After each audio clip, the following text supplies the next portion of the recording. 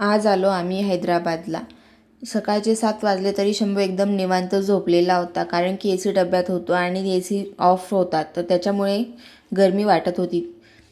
झोपेतनंही एकदम फ्रेश मूडमध्ये उठला आणि उठल्याच साहेबांना भूक लागली, तर बिस्किट दिलं होतं त्याला खाण्यासाठी. शंभूचे पप्पा आम्हाला स्टेशनवर घेण्यासाठी आलेलं, तर रिक्षा करून आम्ही घरी आलो आणि घरी येऊन बघितलं तर किचन एकदम व्यवस्थित क्लीन करून ठेवलेला होता यावेळेस.